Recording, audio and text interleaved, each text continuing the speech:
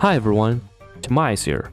Welcome to the ultimate beginner's guide for Honkai Star Rail.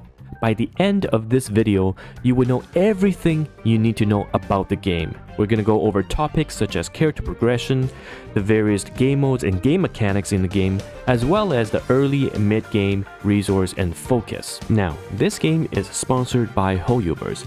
I just want to give a shout out, and even though it's sponsored, everything I make here is my own opinion.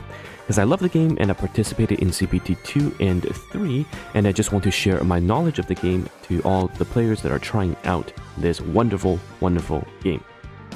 So, what type of game is Honkai Star Rail? Well, it's a new game by Hoyoverse that's available on Android, iOS, PlayStation, and PC. It delivers this classic JRPG experience with turn-based combat and rich storytelling, coupled with the wonderful music and graphics, and you've got a recipe for success. The characters in this game are absolutely top-notch. The designs are beautiful, and some of them may even look familiar to the players that have played previous Hoyoverse entries.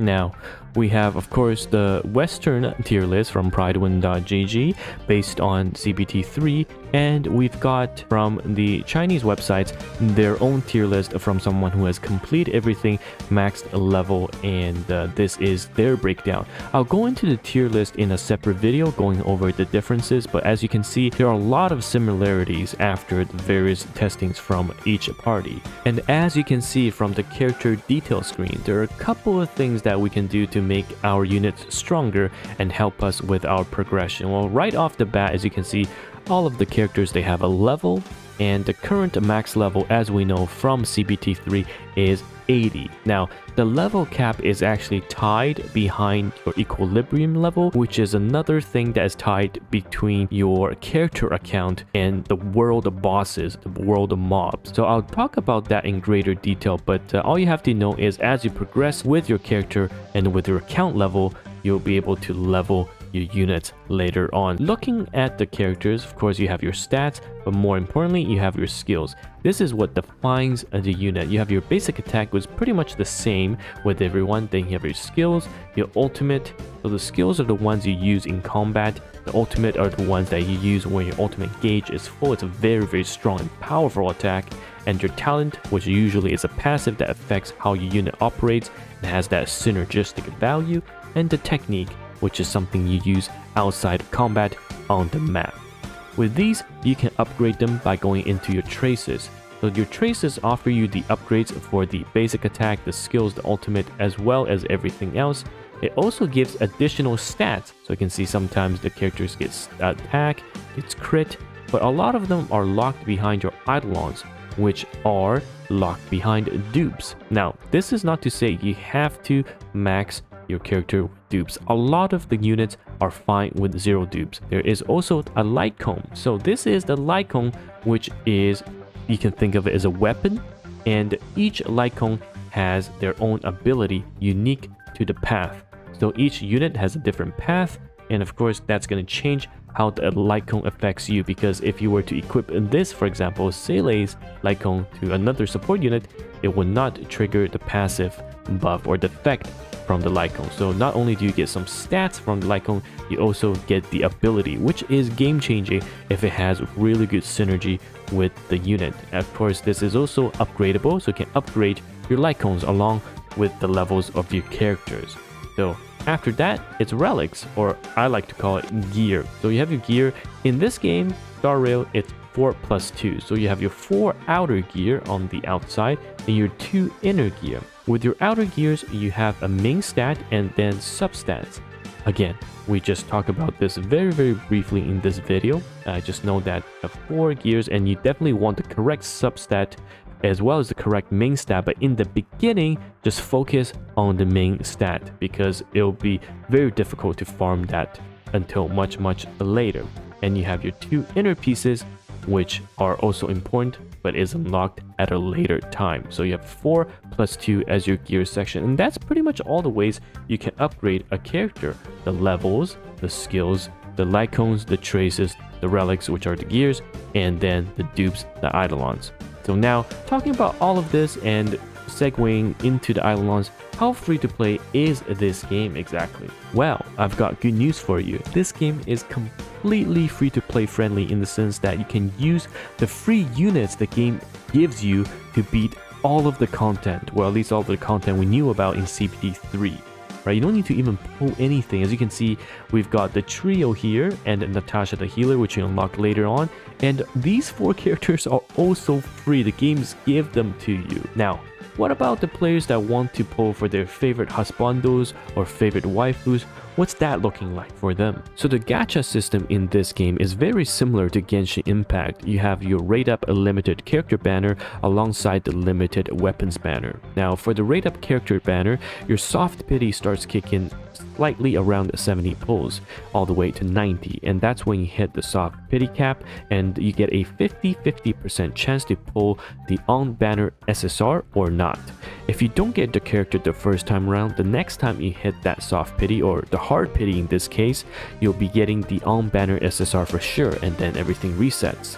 Now, the light cone or the weapons banner is a bit better in the sense that when you pull an SSR for the light cone banner, it has a 75% chance to hit that on banner light cone versus obviously the 50-50 coin flip that we saw from the characters banner into the hard pity. We've also got the beginners banner, which it guarantees you an SSR in 50 pulls, and it's at a discounted price of 8 pulls for your multi.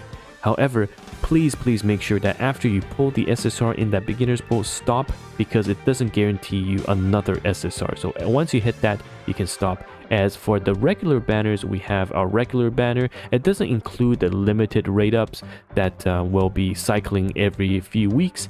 This is the standard banner, which you can pull these characters, and for your first time, if you pull to 300 pulls, you'll be able to select out of the 7 characters here and then choose whichever you want from the standard pools. That's how the gacha system works at the moment. And if we take a look at the official Honkai Star Rail Twitter page, we can claim up to 80 pulls by just playing the game and participating in the events. Now this is fantastic because for the beginners banner, you essentially only need a maximum of 40 tickets because it's at a discounted price of 8 per multi, and 50 pulls secures you that SSR. If you get an SSR early, like I've said before, stop right there and start saving, because then you'll be able to look at limited rate up banners such as Zele and later on Jin to see if you want to grab these extremely strong units later on. We're looking at about 30 pulls from the various store and the currencies available to us. We're looking at about 30 pulls per month to spend on the banners, and if you do buy the monthly pass or the battle pass and the monthly packs, then you get about double that, so around 60 pulls. But now this was CBT 3, this is for sure going to be changed and updated, and the new calculation will be posted on my channel once we have a confirmation as well for that. But overall, I think you'll be allowed to clear all the content available with your free to play or free units given to you, and you can start saving for characters that you really like. Now, there is also the various shops available in this game. You've got your stores, which are where you can purchase with your various in-game currencies. You can see you get a lot of resources that you can exchange for, including special passes, which are for the limited banners, and normal passes, which are used for the regular standard banners. And of course, some of the best 4 stars are exchangeable, so you can easily max them, and allowing you to play free to play completely. And even the 5 stars will be part of the exchange banners, as you can see, the 5-star light cones. Now, each major map will have a world shop. You will be able to access this shop and gain currency that you obtained from completing the quests and exploring the said map. There is currently, I think, 3 major maps or 4 major maps as of CBT 3. Of course, more to come, but all of these world shop items are really good. Take a look at this. You'll be able to get 4-star purple set gears and the dupes for your main character, the SSR dupe system. So all of these are essential to upgrading your character and pushing your account further. And of course, the more you spend in the world shop, the better and the higher rewards you'll be able to obtain as you level up each shop. So this is really awesome and allows you to obtain all of these gears and resources that otherwise would be very difficult to get if you're behind in levels and progress. And there is also the Battle Pass system. Of course, you get your free Battle Pass rewards, but you can also pay to get even better rewards from the Battle Pass system. Usually, these are very high value, and it is very good to purchase one of them for max efficiency if you are a low spender. So, if you like what you've heard so far, the character progression is deep and the game is free-to-play friendly. But what about the combat? Well, Honkai Star Rail has a turn-based combat system with various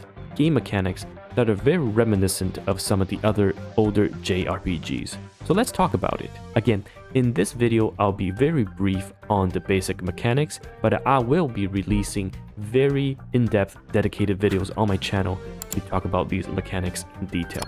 So for Honkai Star Rail as a turn-based game, speed is absolutely core to the turn-based mechanic. Think of it as a racetrack. You're running laps, and every time you complete a lap, your character takes its turn. And characters with a much higher speed will be able to complete the lap much faster and may sometimes even overlap or take an extra turn versus some of the slower characters. And your speed and your turn mechanic can also be manipulated by various buffs and even characters that can allow the unit to take its turn right away. So that is the speed component and its relation to the turn-based combat. Now, there are also various other aspects to the game, such as elemental advantage and the break. As you can see, every unit has a gray gauge on top of the HP bar. That is the break gauge. What you want to do is match the element against the weaknesses of the enemy, allowing you to damage the break gauge. And once you break the enemy's break gauge, you'll be doing significantly more damage and also stunning the enemy for usually one turn as they try to recover their break gauge. Various elements have different break gauge damage points. We can talk about that again in a more dedicated video, but just know you want to essentially match what's shown on the break gauge and at least try to spread out your team in terms of having multiple coverage. The other aspect of the combat system is the skill points, and this ties in with your basic attack as well. As we talked about in the character video, every character has a basic attack, and using that basic attack will generate skill points, and you use your skill points to use the skills of the character. Now, some characters are naturally very skill point hungry, so you want to supplement those characters with units that don't require as much skill points. But skill points are usually upgraded skills that can turn the tide of battle and are very important and central to a character. Skill points also allows you to generate your ultimate gauge faster than a basic attack. The ultimate gauge fills up every time you get hit or land a hit, and there's also other mechanics in the game that charges your ultimate gauge.